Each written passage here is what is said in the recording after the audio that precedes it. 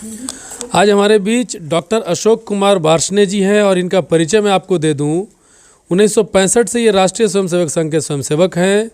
1979 से इन्होंने MSc biochemistry की अलीगढ़ मुस्लिम यूनिवर्सिटी से। उसके बाद 1986 में इन्होंने पीएचडी किया इलाहाबाद यूनिवर्सिटी से।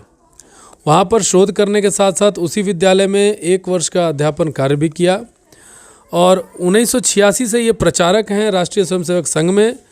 और इन्होंने उत्तर प्रदेश के कई महानगरों में भी अपनी सेवा दी। विभाग प्रचारक के तौर पर 15 वर्ष प्रांत प्रचारक रहे, उसमें 10 साल तक यह झारखंड प्रांत के प्रांत प्रचारक भी रहे हैं।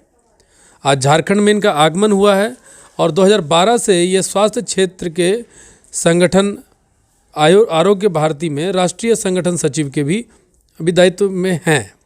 वर्तमान की बात करें तो वर्तमान में भारत सरकार के आयुष मंत्रालय के सलाहकार समिति के भी सदस्य हैं। वर्तमान में इनका केंद्र भोपाल है और आज इनका झारखंड के रामगढ़ में आना हुआ है। हम आज इनसे जानेंगे कि क्या वजह है और इसको किस मकसद से वो रामगढ़ पहुँचे हैं। अशोक जी, आपका राष्ट्र समर्पण पे स्वागत है और हम आपसे ये जानना चाहते हैं कि आखिर आप लोगों के यहाँ आने का मकसद क्या है, आप और यहाँ पर कौन कौन से डेवलपमेंट आप करना चाह रहे हैं, बताइएगा। आरोग्य भारती स्वास्थ्य के क्षेत्र में कार्य करने वाला एक अखिल भारतीय संगठन है। आरोग्य भारती प्रिवेंटिव एस्पेक्ट पर काम करता है। स्वस्थ व्यक्ति स्वस्थ बना रहे, बीमार ना पड़े, उसको दवा की आवश्यकता ना हो, यह प्रयास रहता है। हर व्यक्ति स्वस्थ रहना चाहता है और जीवन भर स्वस्थ रहना चाहता है। आज के इस विज्ञान और तकनीकी के युग में जीवन शैली इतनी अधिक बदल गई है कि इस समय 83% रोग यह जीवन शैली से जुड़े हो गए हैं। तो जैसा इनका नाम है जीवन शैली जनित रोग, जिसको हम अपनी टर्मिनोलॉजी में नॉन कम्युनिकेबल डिसीज़ भी बोलते हैं, अगर व्यक्ति अपनी जीवन शैली को थोड़ा व्यवस्थित कर ले तो वह स्वस्थ रह सकता है। कोरोना के इस कालखंड में सबको ध्यान में आया कि हर रोग की दवा नहीं हो सकती। प्रिवेंटिव एस्पेक्ट हर समय पालन किए जा सकते हैं और इस प्रिवेंटिव एस्पेक्ट से ही सभी व्यक्तियों ने अपने को स्वस्थ बना के रखा है। चाहे वो प्रातःकाल सूर्योदय के पहले जागना होगा, घर का गर्म भोजन करना होगा, व्यायाम करना होगा, काढ़ा लेना होगा, भाप लेनी होगी, हल्दी दूध का प्रयोग करना होगा। ऐसी सब चीज़ें जिनकी चर्चा कोरोना के बीच में हुई है, वे सभी प्रिवेंटिव एस्पेक्ट्स के दायरे में आते हैं। और इसीलिए आरोग्य भारती 2 नवंबर सन 2002 से काम कर रही है। लगभग 24 अलग अलग विषयों में आरोग्य भारती का काम होता है। समाज के प्रत्येक वर्ग तक पहुंचना, प्रत्येक आयु के व्यक्ति के साथ काम करना, मेडिकोज, नॉन मेडिकोज, नगरीय ग्रामीण वनवासी, पुरुष महिला, युवा, सीनियर सिटीजन, सभी आरोग्य भारती के कार्यकर्ता होते हैं। एक जानकारी के लिए और, आरोग्य भारती की मान्यता है कि सभी चिकित्सा पद्धतियों की अपनी अपनी विशेषताएं हैं। जैसे विशेषताएं वैसे उनकी कुछ सीमाएं भी हैं। तो सभी चिकित्सा पद्धतियों को समान दृष्टि से देखना, सम्मान के भाव से देखना, विशेषताओं का उपयोग करना, सीमाओं का ध्यान रखना, कुल मिलाकर हर व्यक्ति को जागृत करना कि वह स्वयं स्वस्थ रह सके, जिसको हम बोलते हैं my health is my responsibility. तो आरोग्य भारती इस दिशा में काम कर रही है, जागरूक भी कर रही है, मॉड्यूल भी बना रही है, सेवा भी कर रही है, शोध भी कर रही है। और आज अगर मैं कहूँ तो देश के सभी राज्यों में आरोग्य भारती की सक्रिय इकाइयाँ हैं। 88% जिलों में भी आरोग्य भारती के पास कार्यकर्ता हैं, ग्रामीण क्षेत्र में भी हैं और डायरेक्टर, प्रोफेसर, वाइस चांसलर इस स्तर के लोग भी हैं। झारखंड की दृष्टि से अगर देखें तो यहाँ काम तो थोड़ा थोड़ा है, अभी धीमे धीमे कोरोना के बाद थोड़ा एक अच्छा आकार लिया है। आगे आने वाले समय में ये और व्यवस्थित हो, टीमें खड़ी हों, काम करें, मॉड्यूल बने, इसी को ध्यान में लेकर के प्रवास आयोजित है। अभी पूरे देश में मतलब आरोग्य भारती का कितना मतलब इसका विस्तार हो चुका है, किस स्टेट में है और किस स्टेट में आपको काम करना बाकी रह गया है? देश के सभी राज्यों में आरोग्य भारती की सक्रिय प्रांतीय इकाइयां हैं। आरोग्य भारती की रचना में 40 प्रांत हैं। सभी 40 प्रांतों में आरोग्य भारती की इकाई है। जिलों के अनुसार अगर हम देखें तो पूरे देश में कुल 871 जिले हैं, 871। इनमें 750 से अधिक जिलों में आरोग्य भारती के पास कार्यकर्ता हैं। इनमें 30% जिले ऐसे हैं कि जिनकी इकाइयां तहसील और ब्लॉक लेवल तक भी हो गई हैं। समाज के हर वर्ग के लिए कोई ना कोई कार्यक्रम है। ग्रामीण क्षेत्र में रहने वाले व्यक्ति के लिए जहाँ स्वास्थ्य सुविधाएं कम हैं वहाँ पर आरोग्य मित्र है। विद्यालयीन विद्यार्थी के लिए विद्यालय स्वास्थ्य प्रबोधन है। महिलाओं के लिए महिला कार्य है। मेडिकल स्टूडेंट्स के लिए चिकित्सा विद्यार्थी कार्य है। हर वर्ग के लिए कार्यक्रम है। आज हर भारतीय भाषा में आरोग्य भारती का साहित्य उपलब्ध है हमारे पास, जहां हम सेवा के मॉड्यूल डेवलप करते हैं। वहीं पर समय समय पर सरकार को भी सुझाव देते रहते हैं। जैसे 2017 में राष्ट्रीय स्वास्थ्य नीति पब्लिश हुई, तो आरोग्य भारती ने 2014 में ही भारत सरकार के साथ दिन भर बैठकर कि भारत की स्वास्थ्य नीति क्या होनी चाहिए इसके बारे में चर्चा की, ड्राफ्ट सबमिट किया। जो पिछले 2 वर्ष की मेहनत थी उसके पहले 2 वर्ष की। और बाद में हमने देखा कि जब नेशनल हेल्थ पॉलिसी का डॉक्यूमेंट पब्लिश हुआ तो लगभग 80% हमारे जो रिकमेंडेशंस थे उसमें शामिल हो गए। अभी भारत सरकार का नीति आयोग एक दूसरे विषय में काम कर रहा है कि क्या हम कोई एक होलिस्टिक हेल्थ सिस्टम बना सकते हैं कि जिसमें सभी चिकित्सा पद्धतियों का सहयोग हो। उन्होंने नाम दिया है one nation one health system. Arogya Bharati ने उसमें भी योगदान किया है। पिछले वर्ष इन्हीं दिनों में पूरे देश में लगभग 100 ऐसे चिकित्सक जिन्होंने 1 से अधिक चिकित्सा पद्धतियों का अध्ययन किया है, उनको साथ में लेकर दिन प्रतिदिन चर्चा की और जनवरी 2021 में एक ड्राफ्ट नीति आयोग को जमा किया, जिसमें कि होलिस्टिक हेल्थ सिस्टम क्या होना चाहिए, मेडिकल एजुकेशन कैसे होगी, क्लिनिकल प्रैक्टिस कैसे करेंगे, रिसर्च कैसे करेंगे, पब्लिक हेल्थ में कैसे जाएंगे, एडमिनिस्ट्रेटिव सिस्टम कैसे बनाएंगे, ऐसे सब पहलुओं को लेकर के चर्चा भी हुई, ड्राफ्ट सबमिट किया है। तो आरोग्य भारती का विस्तार अभी धीमे धीमे बढ़ रहा है। अशोक जी, आप आयुष मंत्रालय के सलाहकार समिति के सदस्य भी हैं। भारत सरकार आयुष को लेकर काफ़ी काम कर भी रही है, आरोग्य भारती उनका साथ भी दे रही है और खुद भी बहुत एक्टिव है।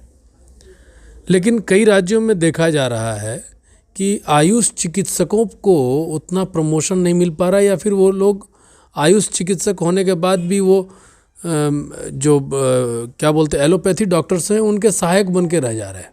आपका क्या विचार है, या फिर इस पर कुछ सरकार सोच रही है, मंथन कर रही है या नहीं कर रही है? आपका क्या विचार है?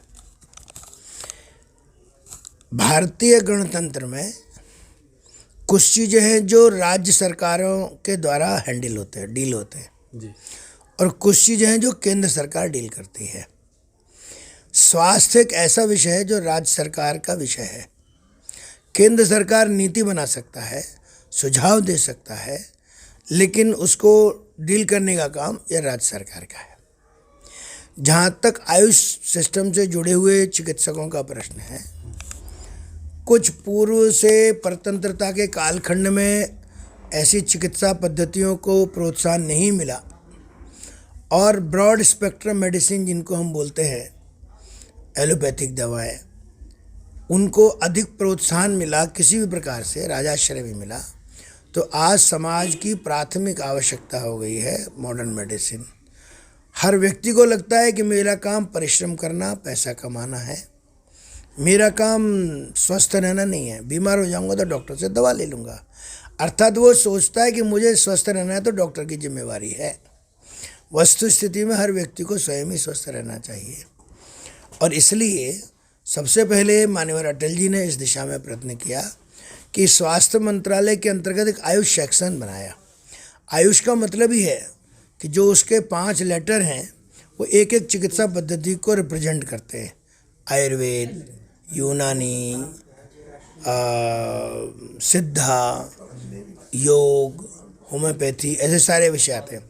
अभी उसमें एक छठी चिकित्सा पद्धति रोवा सिंगपा, सोवा रिंगपा, वो भी उसमें जोड़ दी गई है। और ऐसा करके आयुष चिकित्सा पद्धति ये हुई। इस NDA 1 की गवर्नमेंट में 9 नवंबर 2014 को स्वतंत्र एक मंत्रालय का गठन हुआ। एक राज्य मंत्री स्वतंत्र प्रभार इसके लिए दिए गए, श्रीमान श्रीपाद नायक जी, और आयुष मंत्रालय के लिए। और अभी NDA 2 में एक स्वतंत्र कैबिनेट मिनिस्टर इसको मिले हैं और एक राज्य मंत्री मिले हैं। काम भी बढ़ गया है। कोरोना ने भी कुछ इसमें थोड़ा आगे बढ़ाने का काम किया है। अभी आयुर्वेद हो या कोई भी पद्धति हो, उसके लिए रिसर्च की एक्टिविटीज़ भी की स्कोप भी बढ़ गया है। कुछ इंस्टीट्यूट्स खड़े हुए हैं, कुछ यूनिवर्सिटीज़ बनाई हैं उन्होंने, उनमें अच्छी सुविधा बने, एजुकेशन हो, उसके लिए भी प्रयत्नशील हैं। दवाओं के स्टैंडर्डाइजेशन के लिए भी फार्माकोपिया डेवलप कर रहे हैं। इंटर मिनिस्ट्रियल जो MOUs हैं वो बहुत बड़ी मात्रा में इस समय हो रहे हैं कि जिस मंत्रालय को जिसके साथ आवश्यकता पड़ती है उनके साथ MOU करना। तो इन जनरल सभी मंत्रालय कर रहे हैं, तो आयुष मंत्रालय भी कर रहा है। और इस कोरोना के कारण से सबको लगने लगा है कि स्वस्थ रहना है तो हमको इसका सहारा लेना ही पड़ेगा। तो यह काम अभी चल रहा है। आयुष मंत्रालय में एडवाइजरी कमेटी का काम अलग अलग प्रकार का है। जैसे मैं सोशल साइड से हूँ, तो समाज में क्या चल रहा है, क्या होना चाहिए, जो मुझे उचित लगता है वो सुझाव देना। आगे आने वाले समय में स्वास्थ्य मंत्रालय और आयुष मंत्रालय एक साथ बैठकर स्वास्थ्य को सर्वसमावेशी भाव से देख रहे हैं या टोटलिटी में देख रहे हैं। जैसे मॉडर्न मेडिसिन में प्रिवेंटिव एस्पेक्ट नहीं है, लेकिन आयुर्वेद में है, तो आगे आने वाले कोर्सेज में वो सम्मिलित हों। एथिकल पार्ट पहले सभी में था, अभी नहीं है, तो एथिकल पार्ट अभी सभी में सम्मिलित हो रहा है। इंडक्शन कोर्सेज, ओरिएंटेशन कोर्सेज, यह अलग अलग समय अलग अलग क्लासेस में अभी चालू हो गया है। तो जिसके कारण से विद्यार्थी में एक मॉरलिटी आना, एक दूसरे के बारे में सकारात्मक सोच करना, स्वास्थ्य को संपूर्णता में देखना, बल्कि सरकार के सामने यह भी है कि अलग अलग राज्यों में जो अलग अलग सैलरी स्ट्रक्चर है, इसको हम कैसे कर सकते हैं। तो लोग अभी प्रयत्न कर रहे हैं। राज्यों का विषय होने के कारण से राज्य जब तक सहमति नहीं देते तब तक वो चीज़ पूरी तरह से लागू नहीं होगी। लेकिन इतना अवश्य कहा जा सकता है कि प्रयत्न चल रहे हैं सकारात्मक दिशा में, और आगे आने वाले समय में यह सब चीज़ें बहुत अच्छे स्वरूप में दिखलाई पड़ेंगी। कोरोना के समय भी देखा गया सर कि आयुर्वेद, योग ये काफ़ी प्रचलित हुआ। पहले तो प्रचलित था ही, लेकिन अभी लोग ज़्यादा इससे इन्वॉल्व होने लगे। इसमें एक चीज़ देखा गया कि जो षड्यंत्र के तहत बोला जाए या फिर योजनाबद्ध तरीके से बोला जाए कि इन्हें भी डिफेम करने का प्रयास किया गया। चाहे वो रामदेव बाबा में अभी हाल ही में हुआ था, रामदेव बाबा पे केस करने का प्रयास। तो एलोपैथी और आयुर्वेद या इस तरह की पद्धति में एक द्वंद्व पैदा करने का प्रयास जो दिखाई दे रहा है, या समाज इसको, या इस तरह से कौन कर रहा है इस तरह का काम, ये आपको क्या लगता है?